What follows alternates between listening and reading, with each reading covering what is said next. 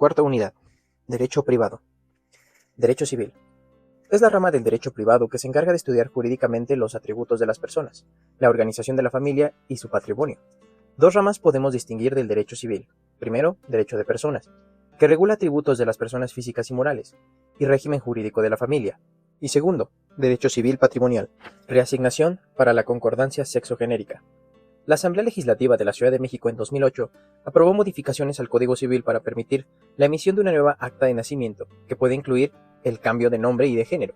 Se modificó el Código Civil y el de procedimientos civiles, con el argumento central de no discriminar la identidad de género y la expresión de rol de género. Para lograr este propósito, se establece un procedimiento administrativo para el levantamiento de acta por reasignación para la concordancia sexogenérica.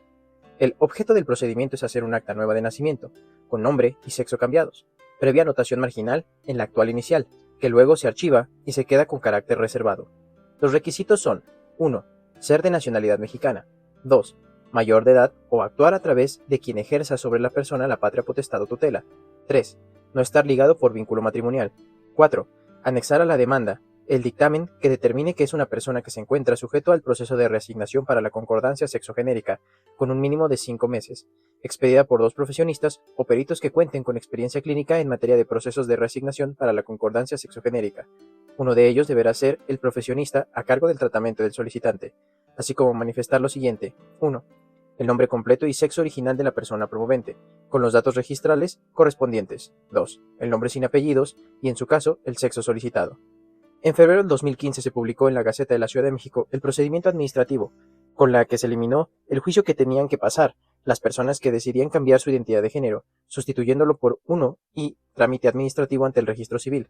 Ahora, en lugar de ser un procedimiento judicial, será un procedimiento administrativo ante el registro civil. Los derechos y obligaciones contraídas con anterioridad a la reasignación para la concordancia sexogenérica no se modifican ni extinguen con la nueva identidad jurídica de la persona. Ley de Sociedad de Convivencia. La aplicación de esta ley es solo en la Ciudad de México. Reconoce otras formas de relación afectiva entre dos personas distintas al matrimonio y al concubinato. No se limita a personas del mismo sexo. Tampoco supone que quienes las conformen compartan necesariamente sexualidad. Es la voluntad libre de dos personas de compartir un hogar. No es un nuevo tipo de parentesco con las consecuencias que con ello se deriven. En todo caso, es una relación contractual, donde, como en cualquier contrato, las partes adquieren derechos y obligaciones. Constituye una opción para quienes deciden compartir sus vidas sin el compromiso del matrimonio o el concubinato. Pueden utilizar esta figura amigos, vecinos, ancianos, enfermos, personas solas, etc. Ley de voluntad anticipada. La Ciudad de México y en otras entidades federativas se contemplan disposiciones jurídicas en una ley específica denominada Ley de Voluntad Anticipada, que consiste en el derecho del paciente, en enfermedad en fase terminal, a rechazar medios, tratamientos y o procedimientos médicos que pretendan prolongar de manera innecesaria su vida y que menoscaben la dignidad que como personas tenemos, esto es, que por razones médicas sea imposible mantener la vida natural. La parte central de esta ley es la de lograr en todo momento una buena calidad de vida digna. A este derecho de decidir sobre su vida, cuando existe deterioro de la vida y que la enfermedad sea terminal, se le conoce también como la eutanasia pasiva, muerte por ortotanasia. Para evitar malas interpretaciones y para validar su orientación, la ley en cuestión señala que se prohíbe la realización de conductas que tengan como consecuencia el acortamiento de la vida de manera intencional. Desde luego, la ley que se comenta establece requisitos para que sea ejercitado este derecho y son: a. La presentación de un diagnóstico de enfermedad avanzada, irreversible, incurable, progresiva y o degenerativa. B. Imposibilidad de respuesta a tratamiento específico. Y C. Presencia de numerosos problemas y síntomas secundarios o subsecuentes. Derecho familiar. Se define el derecho familiar como la rama del derecho civil que se encarga de regular los diversos parentescos. Los tribunales, para dirimir las controversias familiares en la Ciudad de México, nacieron desde los años 70 del siglo XX. En la actualidad, 8 estados tienen un código específico familiar y los demás 24 se regulan a través de los códigos civiles. La familia es la estructura básica de la sociedad y cumple múltiples funciones. En sentido restringido es un conjunto de personas unidas por vínculos de sangre, adopción o matrimonio, que tienen una residencia común. En sentido más amplio, es un grupo de individuos que, sin tener un domicilio común, están vinculados entre sí por lazos de parentesco. Al mismo tiempo, de ser un lugar donde personas de diferentes generaciones están relacionadas, la familia es un fenómeno complicado, en donde coexisten emociones de afecto, colaboración y solidaridad, con relaciones de autoridad y como reflejo de la sociedad. La familia tiene varias funciones: la reproducción biológica, una historia propia que le da significado a la vida de sus integrantes y al entorno que permite a los hijos alcanzar el lenguaje. Es un espacio para el desarrollo psicológico de sus integrantes. Es el sitio más importante para la socialización, donde se aprenden y se enseñan todo tipo de prácticas culturales, sobresaliendo las de género.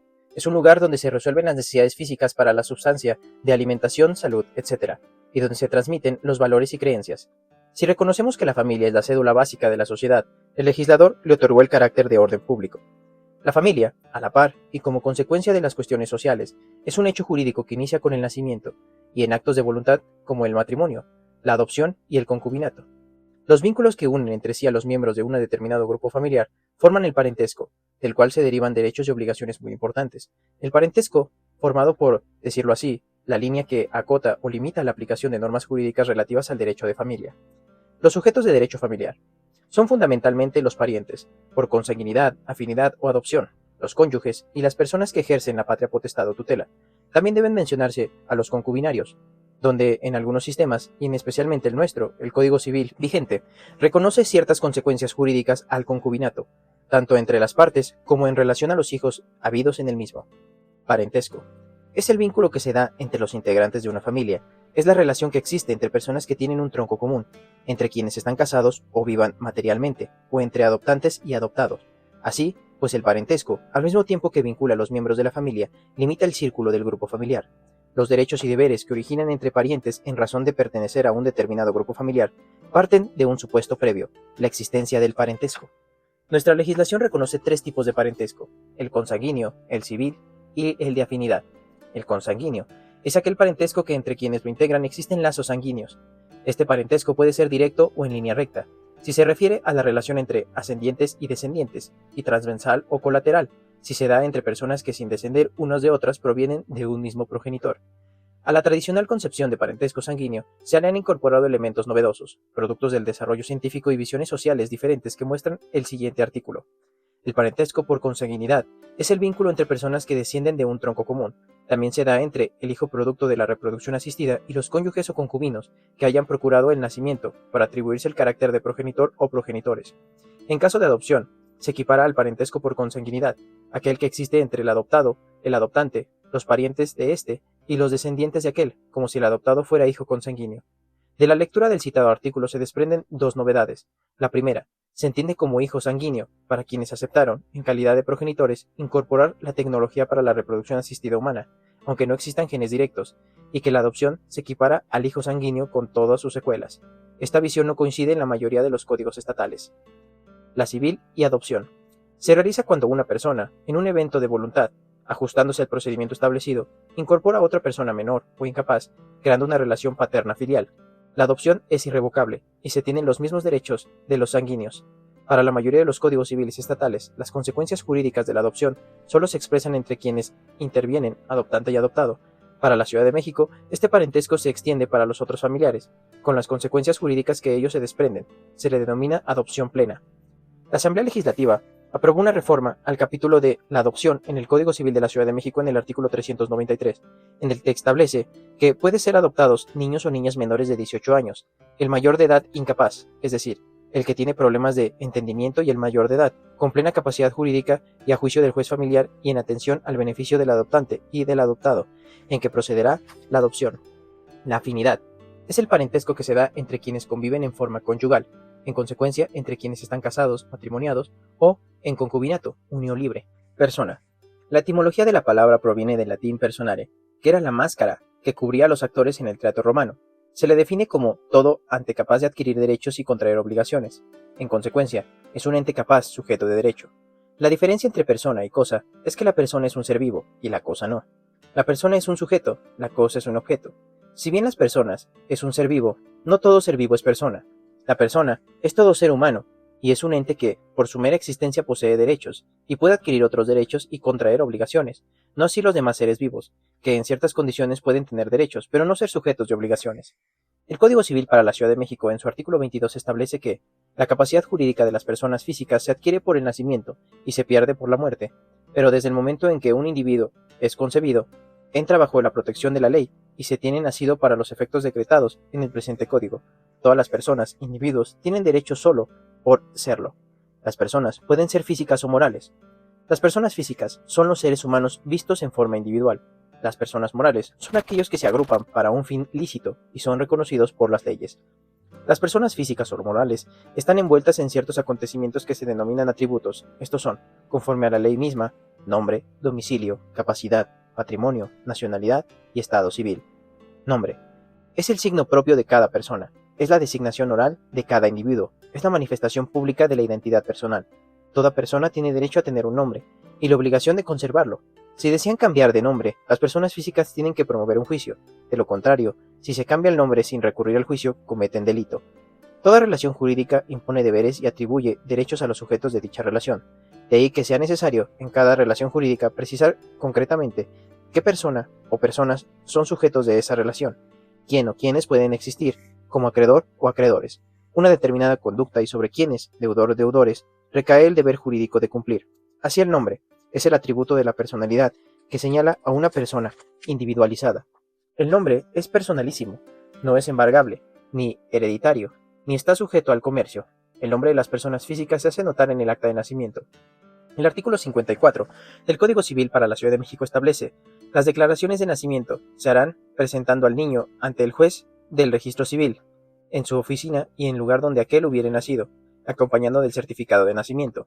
Artículo 55 dice: tiene la obligación de declarar el nacimiento ante el juez del registro civil de su elección, el padre y la madre o cualquiera de ellos, a falta de estos, los ascendientes en línea recta, colaterales iguales en segundo grado y colaterales desiguales ascendientes en tercer grado dentro de los 6 meses siguientes a la fecha en que ocurrió aquel. El artículo 58 expresa: el acta de nacimiento contendrá el día, la hora y el lugar de nacimiento, el sexo del presentado, el nombre y nombres propios, apellido paterno y materno que le correspondan, asimismo, en su caso, la razón de si el registrado se ha presentado vivo o muerto, y la impresión digital del mismo. Si se desconoce el nombre de los padres, el juez del registro civil le pondrá el nombre y apellidos, haciendo notar esta circunstancia en el acta. En consecuencia, el nombre se integra por los apellidos, primero el del padre, el segundo de la madre y nombres de los que deseen poner los padres. Aún, en algunos sectores sociales femeninos, se acostumbra agregar el nombre, el primer apellido del esposo, como el agregar viuda, no son legales. En el caso de artistas y escritores, estos a veces tienen un nombre, seudónimo o alias, que tendrán características distintas, pues se convierte en comercial. El nombre desempeña dos funciones: A, es un signo de identidad de persona, y B, es un índice de su estado de familia. Las personas morales son las que reconoce el Código Civil en su artículo 25, y son la Nación, la Ciudad de México, los estados y municipios, las demás corporaciones de carácter público reconocidas por la ley, las sociedades civiles o mercantiles, los sindicatos, las asociaciones profesionales y los demás afines. El nombre de las personas morales se designa así. Si son de carácter público, los determina quien los crea, generalmente el Congreso de la Unión o el Poder Ejecutivo.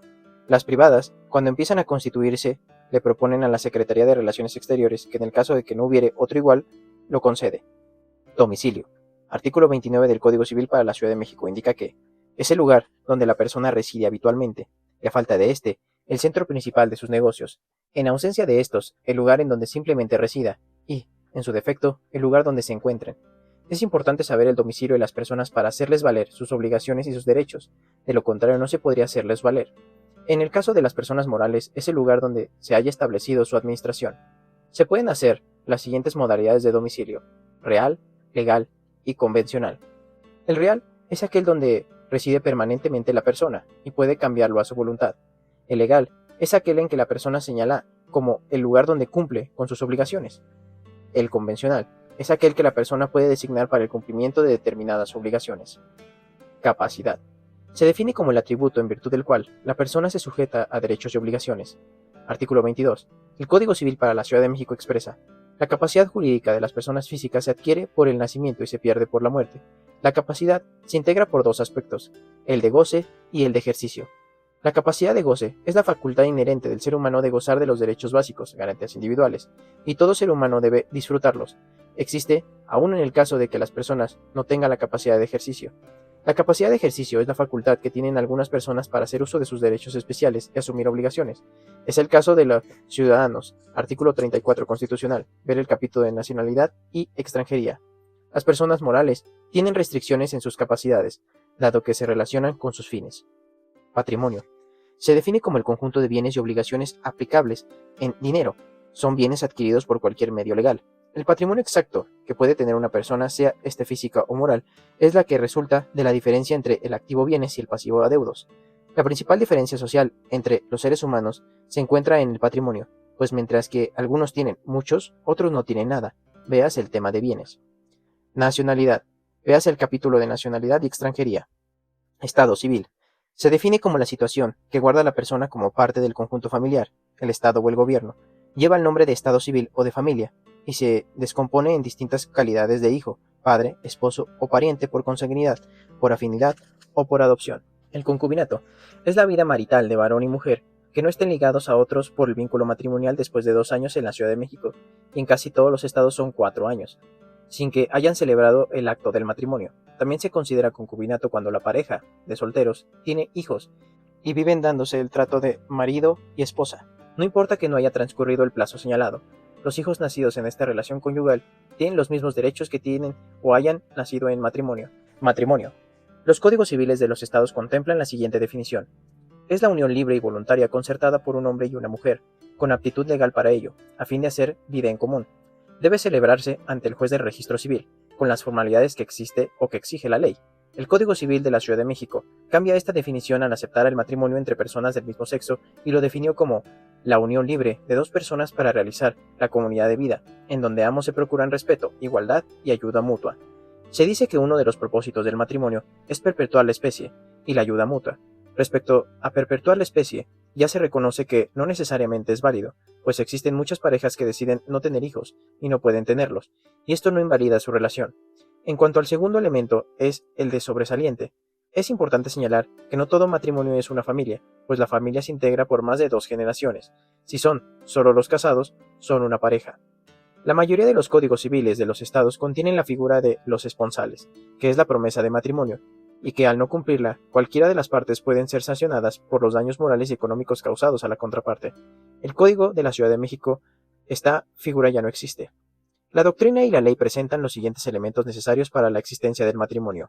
A. Diversidad de sexo.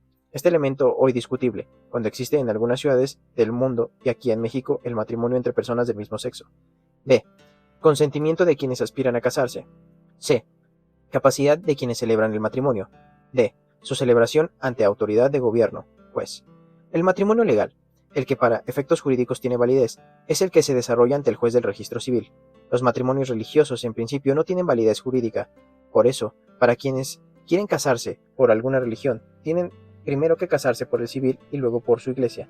Existen algunos códigos estatales que llegan a multar a los ministros religiosos que efectúen el matrimonio religioso antes del civil. Impedimentos para la celebración del matrimonio, esto es, inconvenientes para la celebración del matrimonio, según el Código Civil de la Ciudad de México. 1. La falta de edad requerida para la ley. En la Ciudad de México, 18 años cumplidos, con permiso de sus padres a los 16. 2. La falta de consentimiento del que, a los que ejerzan la patria potestad, el tutor o el juez de la familiar, en sus respectivos casos, en caso de ser menores de edad. 3. Parentesco de consanguinidad, sin limitación de grado en línea recta, ascendiente o descendiente, en línea colateral igual. El impedimento se extiende hasta los hermanos y medios hermanos. En la colateral desigual, el impedimento se extiende solamente a los tíos y sobrinos, siempre que estén en tercer grado y no hayan obtenido dispensa. 4. El parentesco de afinidad en línea recta, sin limitación alguna. 5. El adulterio habido entre las personas que pretenden contraer matrimonio, cuando este sea adulterio haya sido jurídicamente comprobado. 6. El atentado contra la vida de alguno de los casados por contraer matrimonio con el que quede libre. 7. La violación física o moral para la celebración del matrimonio. 8. La impotencia incurable por la cópula. 9. Padecer de una enfermedad crónica e incurable, que sea además contagiosa o hereditaria. 10. Padecer algunos de los estados de incapacidad a que refiere la fracción 2 del artículo 450. 11. El matrimonio subsistente con persona distinta de aquello con quien se pretenda contraer. Y 12. El parentesco civil extendido hasta los descendientes del adoptado. Regímenes matrimoniales. El matrimonio no solamente procede efectos en cuanto a la persona de los cónyuges y los hijos de estos, también se producen sobre el patrimonio de los cónyuges, es decir, sobre los bienes que pertenecen o lleguen a pertenecer a los consortes. Son las administraciones sobre el patrimonio de quienes están casados. Los regímenes patrimoniales del matrimonio son en la sociedad conyugal y en la separación de bienes. El régimen matrimonial que elija la pareja se hace constar en el momento de la celebración del matrimonio y se asienta en el acta matrimonial. El régimen de sociedad conyugal es aquel donde el patrimonio, los bienes que se generan durante el matrimonio, es de quienes se casan, esto es, de los dos contrayentes. El de separación de bienes es aquel donde cada miembro de la pareja constituye conservar para sí bienes que adquieren antes y durante el matrimonio. Desde luego, independientemente del régimen conyugal que se tenga, los cónyuges deben aportar los bienes necesarios que le correspondan para el mantenimiento de la familia. El régimen de la sociedad conyugal se regirá por los capítulos matrimoniales. Si son las bases de la sociedad, estas bases generales son, según el Código Civil de la Ciudad de México, artículos 178 y 179, los pactos que los otorgantes celebren para constituir el régimen patrimonial en su matrimonio y reglamentar la administración de los bienes, lo cual deberá recaer en ambos cónyuges, salvo pacto en contrario. Los capítulos matrimoniales se otorgarán antes de la celebración del matrimonio y durante este. Podrán otorgarse o modificarse durante el matrimonio, ante el juez de lo familiar o ante el notario, mediante escritura pública. Ningún cónyuge podrá, sin el consentimiento de otro, vender, rentar y enajenar, ni en todo, ni en parte los bienes comunes, salvo en los casos de que el cónyuge abandonado, cuando necesite de estos por falta de suministro de alimentos para sí o para los hijos, previa autorización judicial. La separación de bienes puede ser parcial o absoluta. Es parcial cuando se establece cuáles bienes son parte de la sociedad conyugal. El artículo 206 del mismo ordenamiento fija las bases. Puede haber separación de bienes en virtud de capitulaciones anteriores al matrimonio, o durante este, por convenio de los consortes, o bien por sentencia judicial. La separación puede comprender no solo los bienes que sean dueños los consortes al celebrar el matrimonio, sino también los que adquieran después. Nulidad del matrimonio. Esto es, que el matrimonio celebrado no reúne los requisitos previstos por la normatividad vigente. En consecuencia, no existe. Tiene un vicio de origen. Sus causas son: 1. El error acerca de la persona con quien se contrae. Cuando, entendido, un cónyuge celebra matrimonio con persona determinada, lo contrae con otra. 2. Que el matrimonio se haya celebrado concurriendo alguno de los impedimentos señalados, siempre que no haya sido dispensado en los casos que se proceda.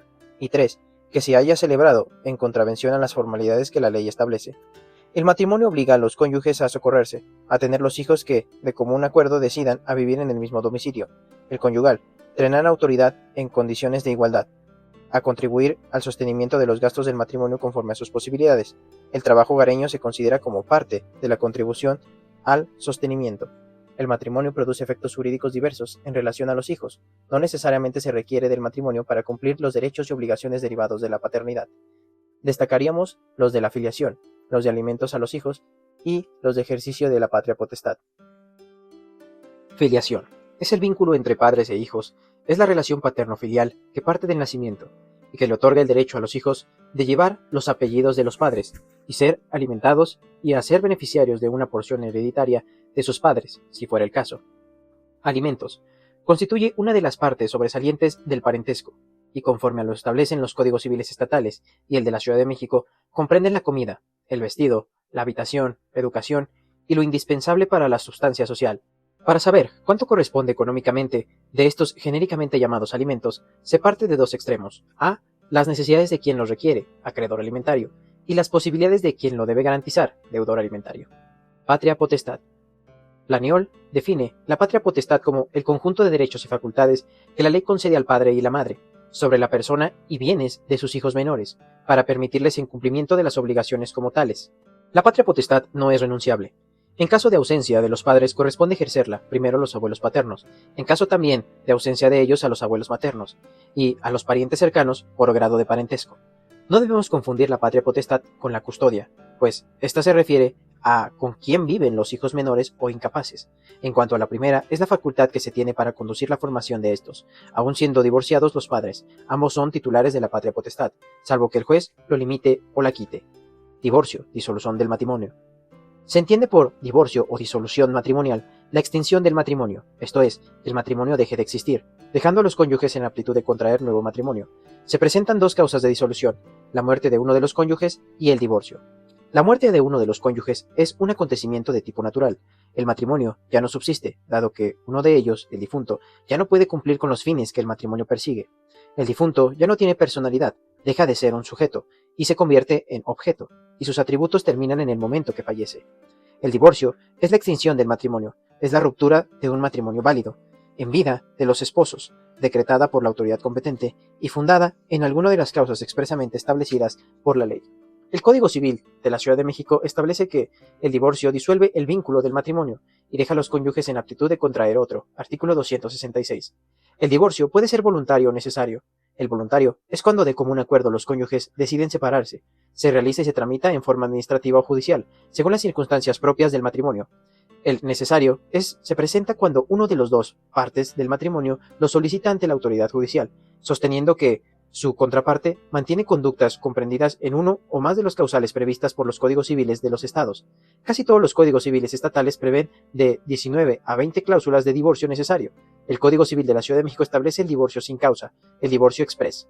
Para que exista divorcio voluntario, los cónyuges tienen que ponerse de acuerdo en a. Separarse, b. La pensión alimenticia de alguno de los esposos, si se tiene derecho, y para los hijos, si existen, y c. El reparto de los bienes, si se casaron por sociedad conyugal y si existen. Si no se ponen de acuerdo en lo señalado, no podrá efectuarse el divorcio voluntario. El divorcio administrativo es aquel que se tramita ante el juez del registro civil y procede cuando, además de ser voluntario, no existen hijos ni necesidad de pensión alimenticia para cualquiera de los cónyuges, además de haber liquidado la sociedad conyugal, si se casaron por bienes mancomunados. El divorcio necesario es aquel donde uno o ambos de los cónyuges mantienen conductas que hacen imposible la continuación del matrimonio. Las causales de divorcio contempladas en la mayoría de los códigos civiles de los estados son: fracción 1, el adulterio debidamente probado de uno de los cónyuges; 2, el hecho de que durante el matrimonio nazca un hijo concebido antes de la celebración de este con persona distinta a su cónyuge, siempre y cuando no se hubiere tenido conocimiento de esta circunstancia; 3, la propuesta de un cónyuge para prostituir al otro, no solo cuando él mismo lo haya hecho directamente, sino también cuando se pruebe que ha recibido cualquier remuneración con el objeto expreso de permitir que tenga relaciones carnales con ella o con él. Fracción 4. La incitación a la violencia hecha por un cónyuge al otro para cometer algún delito. 5. La conducta de alguno de los cónyuges con el fin de corromper a los hijos, así como la tolerancia en su corrupción. 6. Padecer cualquier enfermedad incurable que sea además contagiosa o hereditaria. Y la impotencia sexual irreversible, siempre y cuando no tenga su origen en la edad avanzada. 7. Padecer trastorno mental incurable, previa declaración de interdicción que se haga respecto del cónyuge enfermo. 8. La separación injustificada de la casa conyugal por más de 6 meses. 9. La separación de los cónyuges por más de un año, independientemente del motivo que haya originado la separación, lo cual podrá ser invocado por cualquiera de ellos. 10. La declaración de ausencia legalmente hecha, o la de presunción de muerte, en los casos de excepción en que no se necesita para que se hagan esta que proceda la declaración de ausencia. 11. La sevicia, las amenazas o las injurias graves de uno cónyuge para el otro o para los hijos. 12. La negativa injustificada de los cónyuges a cumplir con las obligaciones del matrimonio. 13. La acusación culminosa hecha por un cónyuge contra otro por delito que merezca pena mayor de 2 años de prisión. 14. Haber cometido uno de los cónyuges un delito doloso por el cual haya sido condenado por sentencia ejecutoriada. 15. El alcoholismo o el hábito de juego, cuando amenacen causar la ruina de la familia o constituyan o continúe motivo de desaveniencia. 16. Cometer un cónyuge contra la persona o bienes del otro o de los hijos un delito doloso por el cual haya sido condenado por sentencia ejecutoriada. 17. La conducta de violencia familiar cometida o permitida por uno de los cónyuges contra el otro, o hacia los hijos de ambos o de alguno de ellos. Se entiende por violencia familiar la descrita en este código. 18. El incumplimiento justificado de las determinaciones de las autoridades administrativas o judiciales que hayan ordenado tendientes a corregir los actos de violencia familiar. 19. El uso no terapéutico de las sustancias ilícitas a que hace referencia la Ley General de Salud y las lícitas no destinadas en ese uso, que produzcan efectos psicotrópicos, cuando amanecen causar la ruina de la familia o constituyen un continuo motivo de desavenencias. 20. El empleo de métodos de fecundación asistida, realizadas sin el consentimiento de su cónyuge. Y 21. Impedir uno de los cónyuges al otro desempeñar una actividad legal. Divorcio sin causa. En la Ciudad de México, la primera entidad federativa que contempla este tipo de divorcio, los medios de comunicación lo denominaron como divorcio exprés. Quienes aprobaron este tipo de divorcio lo denominaron divorcio sin causa. Esto es, que cualquiera de las dos partes del matrimonio puede solicitar la extinción de esta figura, se da el caso de la otra parte no desee divorciarse. Esto no invalida la posibilidad de que se efectúe su pretensión. Se dejó en tribuna, previo a su aprobación, que con este divorcio se alejaría la práctica de la violencia interprocesal, que ante la imposibilidad de probar alguna de las causales que estaban previstas, se generaban pruebas falsas y con su aprobación se erradicarían, que en todo caso nadie puede ser obligado a mantener su matrimonio si ya no lo quiere, que la práctica indica que se separaran de hecho, aunque sigan casados, de derecho. El razonamiento es, si la voluntad libre es la razón del matrimonio, que sea esa misma voluntad que se exprese para separarse, lo que no los exime de las obligaciones que se generen durante el matrimonio, los hijos procreados, los bienes, las pensiones alimenticias, entre otras. Si quienes se divorcian no acuerdan con enfrentar las obligaciones que obtuvieron cuando estuvieron casados, habrán controversias judiciales, pero divorciados, y el Ministerio Público velará por quienes se encuentren en el estado de desventaja. Bienes. La palabra bien proviene del latín bonum, que significa bienestar. En consecuencia, diremos que el bien representa un apoyo a quien lo aprovecha. Desde el punto de vista legal se define como una cosa susceptible de apropiación. Dicho a la inversa, cuando una cosa es susceptible de apropiación, se convierte en bien. No todas las cosas son susceptibles de apropiación. En consecuencia, no son sujetos de comercio. Por ejemplo, el sol, los demás cuerpos celestes o el mar no son sujetos de apropiación. En consecuencia, desde el punto de vista jurídico, son cosas, es decir, que solo las cosas susceptibles de apropiación son bienes. Esto no quiere decir que no tengan atributos las cosas señaladas. Por ejemplo, si la existencia del sol no podríamos subsistir, lo hacemos solo para efectos jurídicos. Clasificación de los bienes. Como toda clasificación, tiene un fin práctico. Por ello, haremos diversas clasificaciones atendiendo a los diversos fines prácticos que le damos y que el derecho reconoce. En realidad, lo importante al derecho, desde el punto de vista de su clasificación, solo para fijar ciertas reglas que, tomando en consideración la naturaleza de los mismos, organiza a estos en modalidades jurídicas distintas. Atendiendo a su naturaleza, los bienes son muebles e inmuebles. Atendiendo a quien es su propietario, públicos, privados, sociales y sin dueño. Bienes muebles e inmuebles. Esta clasificación tiene que ver con la posibilidad de mover los bienes. Los muebles son aquellos que, dada su naturaleza, pueden trasladarse de un lugar a otro, ya sea por ellos o por una fuerza externa. En contraposición, los inmuebles son aquellos que no pueden moverse. Los inmuebles serían, por ejemplo, un lago, una casa, un terreno, y los muebles, un libro, una televisión, una computadora, un carro. Desde luego que, dada la tecnología actual, algunos de los bienes considerados inmuebles pueden ser trasladados, pero sería contrario a su naturaleza. Por ello, las leyes así lo denominan.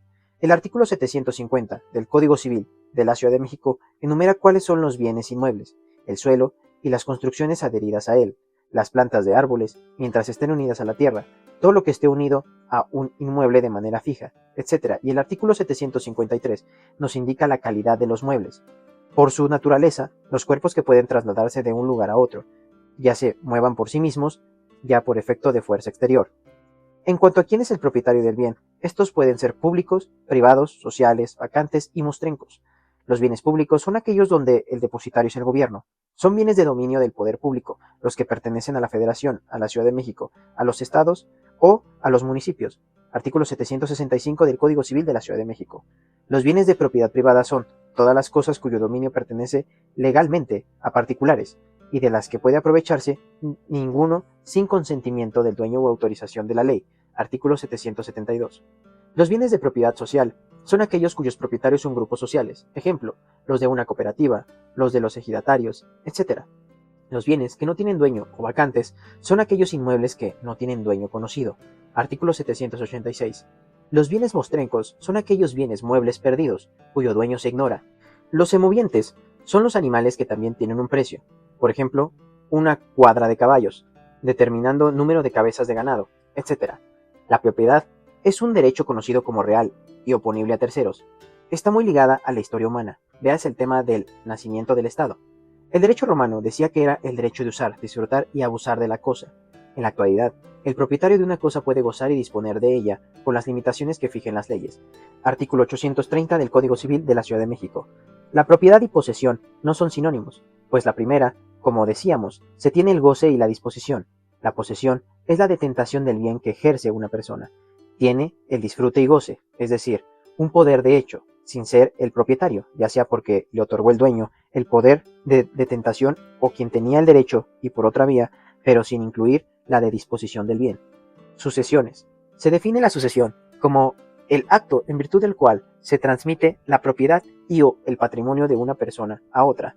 La sucesión puede presentarse en vida, entre vivos inter vivos, o en muerte, de quien tiene un bien o derecho mortis causa.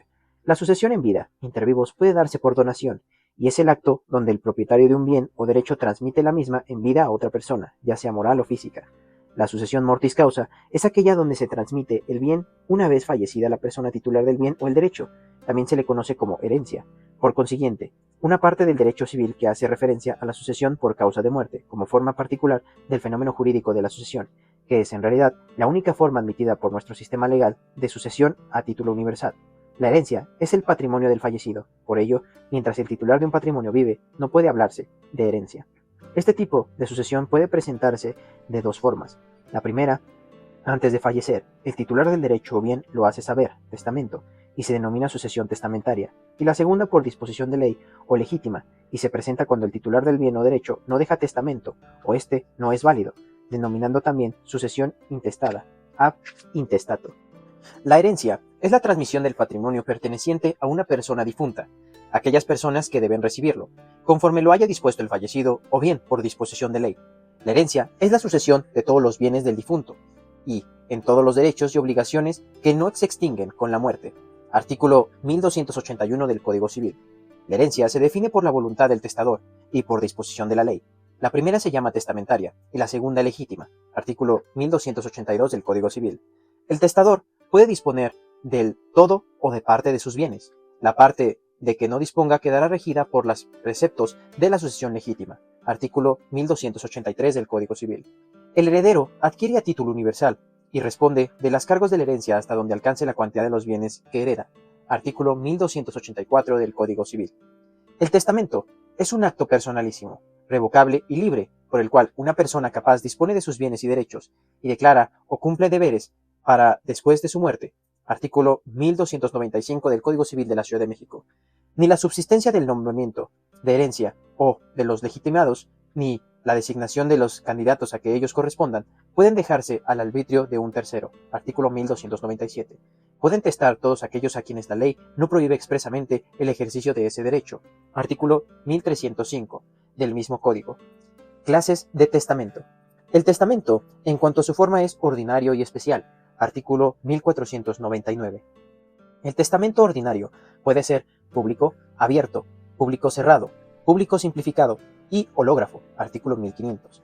El testamento especial puede ser privado, militar, marítimo y hecho en país extranjero. Artículo 1501.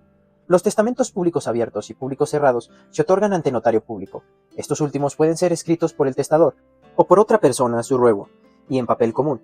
Y el testador debe rubricar todas las hojas y firmar al calce en presencia de 3 testigos. El escrito donde se haya hecho el testamento deberá cerrarse y se hará llegar al notario. El testamento público simplificado es aquel que se otorga también ante notario público, respecto de un inmueble destinado a vivienda de interés social. El testamento hológrafo es aquel que se realiza de puño y letra del testador y que se llevará al Archivo General de Notarías. El testamento privado es aquel que se realiza el testador en casos de urgencia como enfermedad violenta y donde por razones justificadas no puede recurrir ante notario público y deberá hacerse ante la presencia de 5 testigos. El testamento militar es aquel que lo lleva a cabo como testador un miembro del ejército, asimilado al ejército o prisionero en el campo de batalla, ante 2 testigos. El testamento marítimo es aquel que se desarrolla en alta mar a bordo de una embarcación de la Marina Nacional, de guerra o mercante, ante la presencia de 2 testigos. El testamento, hecho en país extranjero, es aquel realizado fuera del país, y los funcionarios mexicanos acreditados en el país de que se trate podrán realizar las funciones de notarios. Sucesión legítima. Es aquella contraria a la voluntad del testador, o que éste no hubiere dejado testamento. En el primer caso, por ser contraria a la ley, y se expresa cuando existen acreedores alimentarios, o porque la herencia no cumplió lo dispuesto por el testador, o repudió la herencia, es incapaz de heredar. Al sucesor legítimo tiene derechos, según los códigos civiles estatales y el de la Ciudad de México. Los descendientes, cónyuge, ascendientes, colaterales dentro del 4º grado, la concubina. En caso de no haber herederos, los bienes pasarán a beneficencia pública. Los principios sobre los que el legislador elaboró la sucesión legítima son: los parientes más próximos excluyen a los más lejanos, y para los parientes que se encuentran en el mismo grado, el reparto hereditario será en igualdad. En caso de que un pariente cercano hubiere fallecido, si tuviere descendencia, éste tendrá derecho al reparto de la parte proporcional que le hubiere correspondido al difunto por estirpe. En el Código Civil Federal y en la mayoría de los estados del país prevalecen los tipos de testamentos señalados. Obligaciones. A toda relación humana que provoque consecuencias jurídicas se le llamamos obligaciones. Las obligaciones es el compromiso a cargo de quien se adquiere y, en consecuencia, debe cumplir bajo riesgo de que, de no hacerlo, habrá sanciones. Desde que nació el derecho, una de sus ocupaciones y preocupaciones ha sido, es y será cómo hacer cumplir al obligado de la carga derivada de una relación jurídica, vínculo que obliga a dar una cosa o a ejecutar una acción. Elementos de las obligaciones: sujetos, objetos, relación jurídica. Sujetos: son las personas involucradas en las obligaciones. Una se denomina activa, que es la acreedora de la obligación, demandante de la obligación, y la otra deudora, que es la parte pasiva, forzada a dar cumplimiento. Objeto: es el contenido de la obligación. Este puede ser directo o indirecto. El objeto directo se manifiesta en un dar, un hacer o un no hacer. El objeto indirecto es la cosa que se tiene que dar, la prestación que tiene que cumplir y, de ser el caso, la abstención de hacer algo. Relación jurídica: es la obligación legal que se tiene que cumplir. De lo expresado sacamos la conclusión de que las obligaciones tienen en el centro prestaciones, en la que uno o unas da a otro o a otras reciben. Por eso decíamos que existen tres condiciones posibles de actuación: dar, hacer y no hacer, relacionadas a la ejecución de la obligación. La obligación de dar es aquella por la que el obligado lo está a la prestación de la cosa. Ejemplo, la devolución de un objeto. La obligación de hacer es aquella por la que el deudor se obliga a realizar un hecho, por ejemplo, la construcción de una barda. La obligación de no hacer consiste en abstenerse de realizar una determinada conducta, por ejemplo, no vender una cosa.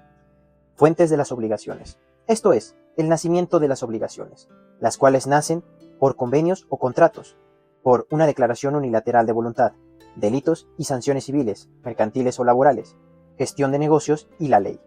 Contratos.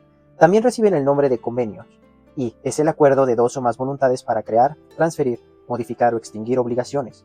Artículo 1792. Cuando este convenio reúne, además, ciertas formalidades, se convierte en contrato. De lo expresado en el contrato se derivan obligaciones de quienes en ellos participan. Requisitos de los contratos. Para la existencia del contrato se requiere 1. Consentimiento. 2. Objeto que puede ser materia del contrato. Artículo 1794. El elemento básico de los contratos es la voluntad de las partes que lo integran, esto es, el conocimiento. El conocimiento puede ser expreso o tácito. Es expreso cuando se manifiesta verbalmente, por escrito o por signos inequívocos. El tácito resultará de hechos o de actos que lo presupongan o que autoricen a presumirla, excepto los casos en que por la ley o por convenio de voluntad deba manifestarse expresamente. Artículo 1803. Declaración unilateral de voluntad. Es aquella obligación que por virtud propia una persona asume. El hecho de ofrecer al público objetos en determinados precios obliga al dueño a sostener su ofrecimiento. Artículo 1860 del Código Civil. Delito y sanciones civiles, mercantiles y laborales. Como se dijo en el tema del derecho penal, delito es el acto u omisión sancionada por las leyes. Quien esté en el supuesto de haber cometido un delito, los tribunales competentes lo sancionarán y tendrán que cumplir con el castigo del que fue objeto. Así también, quien en una controversia de tipo civil, mercantil o laboral sea sancionado por no cumplir con lo pactado, tendrá la obligación de dar cumplimiento a lo sentenciado por los tribunales competentes. Gestión de negocios. Es la obligación que se adquiere cuando por razón de tipo comercial, la parte que ofrece los servicios se obliga a cumplir determinados compromisos. La ley es el sistema jurídico donde se asientan las obligaciones generales de los ciudadanos y en estricto derecho es la fuente central de las obligaciones, pues todas las señaladas son producto de esta. Extinción de las obligaciones. Desde el punto de vista jurídico, las obligaciones nacen para cumplirse. En consecuencia, una vez que se cubre, que se paga por parte del acreedor, la obligación termina. El incumplimiento de las obligaciones trae aparejadas sanciones. El que estuviera obligado a prestar un hecho y dejare de prestarlo, o no lo prestare conforme a lo convenido, será responsable de los daños y perjuicios causados. Artículo 2104. Objeto de los contratos. 1. La cosa que el obligado debe dar. 2. El hecho que el obligado debe hacer o no hacer. Artículo 1824. Clasificación de los contratos. Como hemos sostenido en otros temas, la clasificación de los contratos tiene un carácter práctico y se realiza desde diversos enfoques, a saber, atendiendo a las obligaciones asumidas. Estos pueden ser unilaterales y bilaterales, atendiendo al provecho de las partes. Estos pueden ser onerosos y gratuitos, atendiendo a la certidumbre de las prestaciones. Estos pueden ser conmutativos y aleatorios, atendiendo a su formalidad. Estos pueden ser consensuales, formales y solemnes, atendiendo a la independencia de su existencia. Estos pueden ser principales y accesorios, atendiendo a su duración. Estos pueden ser de ejecución instantánea, de tracto sucesivo y de prestaciones diferidas.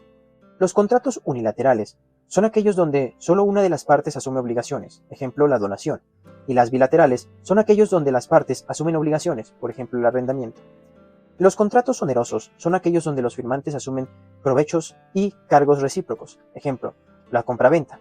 Y los gratuitos son aquellos donde el provecho solo es para una de las partes, ejemplo, la donación. Los contratos conmutativos son aquellos donde las obligaciones son ciertas desde su celebración, ejemplo, la compraventa. Cada una de las partes ya sabe sus obligaciones y derechos. Y aleatorios, cuando las prestaciones están sujetas a un acontecimiento incierto, ejemplo, el contrato de compraventa futuro del petróleo. Los precios pueden subir o bajar, conforme a la disposición del cuadro. Los contratos consensuales son aquellos que se perfeccionan a la entrega de la cosa. Ejemplo, la compraventa de útiles escolares. Las formales son aquellas donde se cumplen las formalidades previstas en la ley, por escrito, con reglas claras para las partes, etc. Ejemplo, la compraventa de un automóvil a plazos. Y solemnes son aquellos donde la formalidad se eleva a nivel de ineludible, pues si estas características carecería de validez. Ejemplo, la adopción. Los contratos principales son aquellos cuya existencia no depende de otro acto jurídico, valen por sí solos, ejemplo, la compraventa. Y los accesorios, donde se requiere para su existencia de otra obligación central, ejemplo, el subarrindo. Los contratos de ejecución instantánea son aquellos donde las prestaciones se cumplen en un solo momento, ejemplo, la compraventa. Los de tracto sucesivo son aquellos donde la obligación se va cumpliendo de momento a momento durante el plazo de vigencia del contrato, ejemplo, la compraventa a plazos. Y de prestaciones diferidas son aquellos donde las obligaciones se cumplen cada predeterminado plazo, ejemplo, el arrendamiento de un bien inmueble. Cada mes se debe pagar por la posesión del inmueble. Diversos tipos de contratos. Las posibilidades diversas de tipos de contratos pueden ser múltiples. Por ello, solo mencionaremos los más usados. Y solo para efectos didácticos mencionaremos lo siguiente posible clasificación.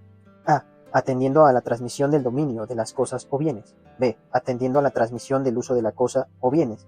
C. Atendiendo a tener propósitos comunes. D. Atendiendo a las prestaciones de servicios. Compraventa. Es el contrato en virtud del cual una persona llamada vendedor transmite el dominio de la propiedad de una cosa a otra llamada comprador, quien se obliga a pagar un precio cierto en dinero. Arrendamiento. Es el contrato en virtud del cual una persona llamada arrendador transmite temporalmente el uso de una cosa a otra persona llamada arrendatario, a cambio de un precio cierto. Permuta. Es el contrato en virtud del cual las personas integrantes del contrato, llamados permutantes, se obligan recíprocamente a dar una cosa y recibir como contraprestación otra. Comodato. Es el contrato en virtud del cual una persona llamada comodante se obliga a conceder gratuitamente el uso de una cosa a otra persona llamada comodatario, que se obliga a reinstalarla después del plazo convenido. Desde luego, la cosa prestada debe ser no fungible. Prestación de servicios. Es el contrato en virtud del cual una persona llamada prestador de servicios se obliga, para otra persona llamada usuario o cliente, mediante el pago de honorarios, a hacerle servicios profesionales determinados. Donación. Es el contrato en virtud del cual una persona llamada donante le transmite a otra persona llamada donatario una propiedad gratuitamente. Derecho mercantil. Es la rama del derecho privado que estudia el conjunto de normas jurídicas que se aplican a los actos de comercio legalmente clasificados como tales, y a los comerciantes en el ejercicio de su profesión. La aparición del comercio no coincide históricamente con el surgimiento del derecho mercantil, pues normas jurídicas indiferenciadas pueden regir las relaciones que, económicamente, tienen carácter comercial y las que no lo presentan. Sin embargo, en sistemas jurídicos antiguos se encuentran ya preceptos que se refieren directa y especialmente al comercio. Difícilmente encontramos bienes que no están en el comercio. Por ello, un investigador del siglo XIX, para estudiar la sociedad llamada desde entonces moderna, concluyó que tenía que empezar a partir de la mercancía, Carlos Marx. La mercancía es un bien que está en el mercado y tiene dos valores, el de uso y el de cambio. El valor de uso del bien o satisfactor es para los que lo usamos, para lo que fue elaborado, para satisfacer determinadas necesidades. El valor de cambio es el costo que tenemos que pagar en el mercado para adquirirlo. No puede ser mercancía si carece de estos valores. El derecho mercantil, decíamos, es el encargado de estudiar las normas jurídicas que regulan el comercio, comprar, vender. Desde luego, dado el desarrollo que ha adquirido esta práctica, asume características a veces complejas, para lo que se han elaborado reglas diversas que intentan regularlo. Como se dijo en el tema del derecho civil, existen actos donde se pueden expresar dudas sobre la naturaleza civil o mercantil. La manera de resolverla la hizo el legislador, ya que definió en términos de ley cuáles son los actos de comercio. El Código de Comercio señala: los actos comerciales solo se regirán por lo dispuesto en este código y las demás leyes mercantiles aplicables. Artículo 1. En las relaciones comerciales intervienen sujetos a los cuales se les aplican las normas de derecho mercantil. Estos sujetos son tanto quienes realizan accidental o eventualmente actos de comercio, no comerciantes, como lo dispone el artículo 4 del Código de Comercio, como los comerciantes tipificados en el artículo 3 del mismo código. Los actos de comercio son actos que realizan los comerciantes. El Código de Comercio establece cuáles son estos. Artículo 75. Fracción 1. Todas las adquisiciones, enajenaciones, alquileres verificados con propósito de especulación comercial, de mantenimientos, artículos, muebles o mercaderías, sean en estado natural, sea después de trabajos o labrados. 2. Las compras y ventas de bienes, cuando se hagan en dicho propósito de especulación comercial. Las compras y ventas de porciones, acciones y obligaciones de las sociedades mercantiles. 4. Los contratos relativos a obligaciones del Estado u otros títulos de crédito corrientes en el comercio. 5. Las empresas de abastecimiento y suministro. 6. Las empresas de construcción y trabajos públicos y privados. 7. Las empresas de fábricas y manufacturas. 8. Las empresas de transportes de personas o cosas por tierra o por agua y las empresas de turismo. 9. Las librerías y las empresas editoriales y tipográficas. 10. Las empresas de comisiones, de agencias, de oficinas de negocios comerciales y establecimientos de ventas de público al moneda. 11. Las empresas de espectaculación públicas. 12. Las operaciones de comisiones mercantiles. 13. Las operaciones de mediación en negocios mercantiles. 14. Las operaciones de bancos. 15. Todos los contratos relativos al comercio marítimo y a la navegación interior y exterior. 16. Los contratos de seguros de toda especie, siempre que sean hechos por empresas. 17. Los depósitos por causa de comercio. 18. Los depósitos en los almacenes generales y todas las operaciones hechas sobre los certificados de depósito y bonos de prenda librados por los mismos. 19. Los cheques, letras de cambio o remesas de dinero de una plaza a otra, entre toda clase de personas. 20. Los valores u otros títulos a la orden o al portador y a las obligaciones de los comerciantes, a no ser que se pruebe que se deriven de una causa extra al comercio. 21. Las obligaciones entre comerciantes y banqueros, si no son de naturaleza esencialmente civil. 22. Los contratos y obligaciones de los empleados de los comerciantes en lo que concierne al comercio del negociante que los tiene a su servicio. 23. La enajenación del propietario o el cultivador haga los productos de su finca o de su cultivo. 24. Las operaciones contenidas en la Ley General de Títulos y Operaciones de Crédito. 25. Cualesquiera otros actos de naturaleza análoga a los expresados en este código. 26. En caso de duda, la naturaleza comercial del acto será fijada por ámbito judicial. En principio, todos tenemos el derecho a practicar el comercio. Artículo 5 del mismo código. Lo maneja así. Toda persona que según las leyes comunes es hábil para contraer y obligarse, y a quien las mismas leyes no prohíben expresamente la profesión del comercio, tiene capacidad legalmente para ejercerlo. Si bien, como lo dijimos, en general todos estamos en el supuesto de ser comerciantes como personas físicas, cuando se practica el comercio como persona moral. La Ley General de Sociedades Mercantiles establece las siguientes modalidades. Artículo 1. 1. Sociedad en nombre colectivo. 2. Sociedad en comandita simple. 3. Sociedad de responsabilidad limitada. 4. Sociedad anónima. 5. Sociedades en comandita por acciones. Y 6. Sociedad cooperativa. El artículo 4 del referido código establece: se reputarán mercantiles toda la sociedad que se constituyan en alguna de las formas reconocidas, que son las señaladas en el párrafo anterior. Se establecen derechos y obligaciones de los comerciantes en el artículo 3 del Código de Comercio. Sus derechos son los siguientes. Fracción 1. Las personas que tienen capacidades legales para ejercer el comercio hacen de él su ocupación ordinaria. 2. Las sociedades constituidas con arreglo a las leyes mercantiles. 3. Las sociedades extranjeras o las agencias y sucursales de estas que, dentro del territorio nacional, ejerzan actos de comercio. Las obligaciones de los comerciantes se fijan en el código relatado, artículo 16. Fracción 1. A la publicación, por medio de la prensa, de la calidad mercantil, con sus circunstancias esenciales y, en su oportunidad, de las modificaciones que se adopten. 2. A la inscripción en el registro público de comercio de los documentos cuyo tenor y autenticidad deben hacer notorios. 3. A mantener un sistema de contabilidad conforme al artículo 33. Y 4. A la conservación de la correspondencia que tenga relación con el giro del comerciante. Sociedad a nombre colectivo. Es aquella donde todos los socios responden de manera subsidiaria, limitada y solidariamente de todas las obligaciones contraídas. Sociedad en comandita simple. Es aquella donde una parte de los socios responde de manera subsidiaria, limitada y solidariamente, y otros solo a sus aportaciones. Sociedad de responsabilidad limitativa. Es aquella donde los socios solo responden al pago de sus aportaciones. Sociedad anónima. Es aquella donde la responsabilidad de los socios se limita exclusivamente al pago de sus acciones que integran el capital de la empresa.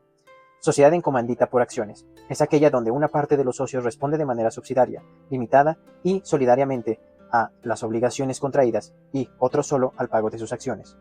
Sociedad cooperativa. Es aquella sociedad integrada por trabajadores, mínimo 5, pueden ser de consumo o producción, mientras que las otras empresas se decide por el capital aportado.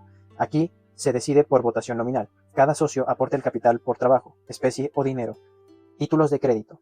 Son títulos de crédito los documentos necesarios para ejercitar el derecho literal que en ellos se consigna. Artículo 5 de la Ley General de Títulos y Operaciones de Crédito. Los títulos de crédito son A. Al portador. B. Nominativos. Los títulos al portador son aquellos que no están expedidos a favor de una persona, y los nominativos son aquellos que sí están expedidos a favor de una persona determinada. Los títulos de crédito más usuales son la letra de cambio, el pagaré, el cheque y las obligaciones. La letra de cambio es el documento por medio del cual una persona ordena a otra el pago de cierta cantidad de dinero a favor de una tercera. Es el título donde una persona llamada girador de la orden a otra llamada tomador o girado para que pague determinada cantidad de dinero a favor de un tercero, llamado beneficiario, conforme lo indica el documento. Artículo 76 de la Ley de Títulos y Operaciones de Crédito. Indica los requisitos que deben tener la letra de cambio. 1. La mención de ser letra de cambio. Inserta en el texto del documento. 2. La expresión del lugar y el día, mes y año en que se suscribe. 3. La orden inconstitucional al girar de pagar una suma determinada de dinero. 4. El nombre del girado. 5. El lugar y la época del pago. 6. El nombre de la persona a quien ha de hacerse el pago. Y 7. La firma del girador o la firma que suscribe a su ruego o en su nombre. El cheque es el documento por el cual una persona puede retirar fondos de una institución de crédito, en la que previamente hizo depósitos. Es el título de crédito donde una persona llamada librador da una orden para que el banco, donde de depositado capital, pague determinado dinero a un tercero. Las características del cheque son, artículo 175. El cheque solo puede ser expedido a cargo de una institución de crédito. El documento que en forma de cheque se libre a cargo de otras personas no producirá efectos de título de crédito. El cheque solo puede ser expedido por quien, teniendo fondos disponibles en una institución de crédito, sea autorizado por ésta para librar cheques a su cargo. La autorización se entenderá concedida por el hecho de que la institución de crédito proporcione al librador esqueletos especiales para la expedición de cheques o le acredite la suma disponible en cuenta de depósito a la vista. El cheque debe contener, artículo 176, fracción 1, la mención de ser cheque, inserto en el texto del documento. 2. El lugar y la fecha en que se expide. 3. La orden incondicional de pagar una suma determinada de dinero. 4. El nombre del librado. 5. El lugar del pago. Y 6. La firma del librador. El pagaré. Es el documento que encierra la promesa de cubrir a otra persona o a su orden cierta cantidad. Es el título de crédito donde una persona llamada suscriptor promete pagar incondicionalmente determinada cantidad de dinero en un tiempo establecido y en lugar fijado. Artículo 170 establece los requisitos que tiene que contener el pagaré. Fracción 1. La mención de ser pagaré. Fracción 2. La promesa incondicional de pagar la suma determinada de dinero. 3. El nombre de la persona a quien se tiene que pagar. 4. El lugar y fecha de pago. Y 5. La firma del suscriptor.